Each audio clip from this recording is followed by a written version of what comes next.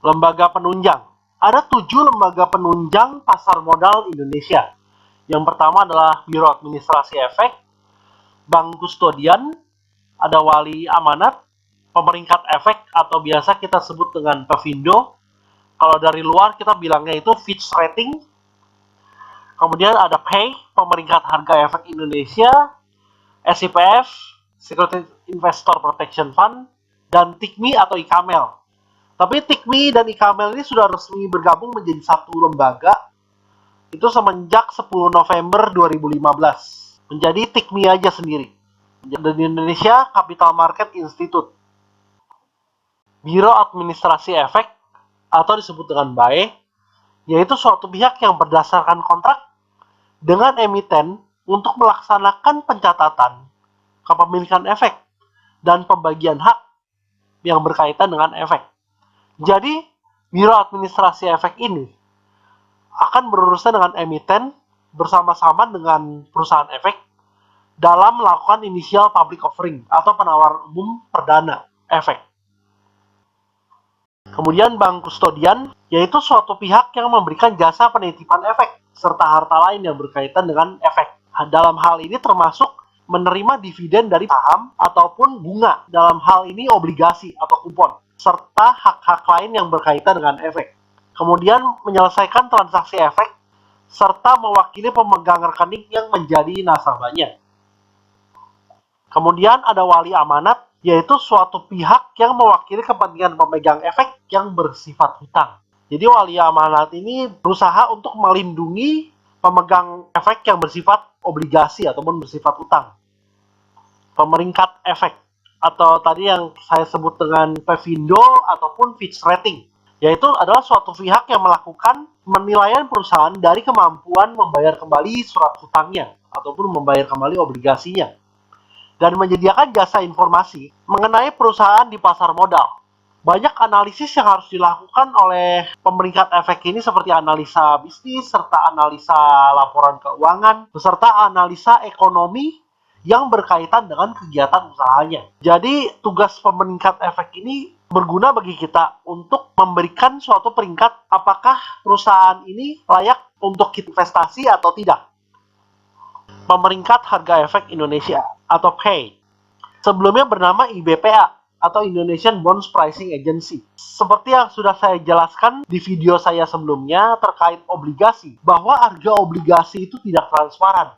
Dan itu benar karena PEI hanya menetapkan harga pasar wajar secara harian. Karena di sini dibilang secara harian berarti hanya harga last done pada saat market closing. Dari efek yang bersifat hutang dalam hal ini adalah obligasi, sukuk, dan surat berharga lainnya yang bersifat hutang. Sebenarnya bisa saja setiap harga last done itu ditampilkan, tapi website IBBA akan mengenakan charge kepada Anda atau akun premium, sehingga Anda harus subscribe kepada IBBA untuk mendapatkan harga secara live. Karena pada dasarnya yang investasi obligasi adalah pemodal profesional.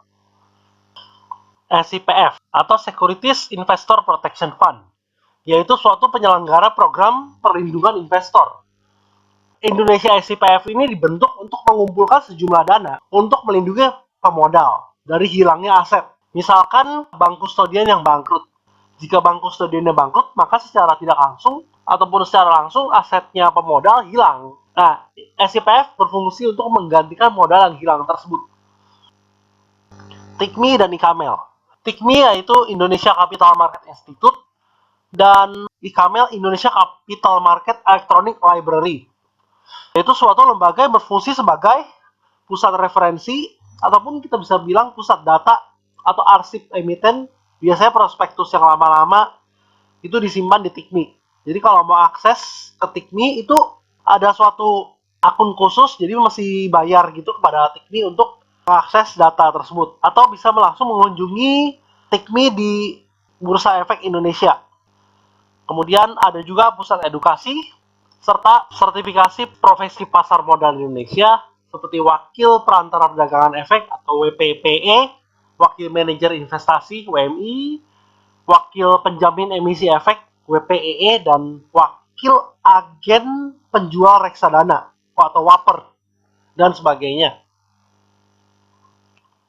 Profesi penunjang pasar modal adalah suatu pihak ketiga di luar pasar modal yang berfungsi untuk menunjang kegiatan di pasar modal, yaitu ada akuntan yang melakukan audit laporan keuangan, kemudian ada konsultan hukum untuk membuat laporan audit legal, kemudian ada juga penilai atau appraisal untuk melakukan penilaian atas aset dari emiten. Kemudian yang terakhir ada notaris untuk membuat akta autentik dan legalisasi dokumen dari emiten. Yang terakhir ada investor, yaitu kita nih sebagai investor, jadi itu sebagai pihak yang berinvestasi pada suatu efek. Jadi sesuai apa kata bursa atau logo bursa, yaitu you nabung saham, itu adalah suatu slogan dari bursa agar kita berinvestasi pada dalam hal ini efek saham. Investor itu bisa terbagi dua, investor domestik atau investor asing. Biasanya di single investor ID atau SID itu ada kode khusus yang menyatakan kalau dia adalah investor asing ataupun investor domestik. Lucunya, investor itu dapat juga menjelma sebagai market maker. Karena pada dasarnya market maker adalah investor yang mempunyai dana besar untuk menggerakkan market. Makan nasi dalam truk tronton. Terima kasih sudah menonton.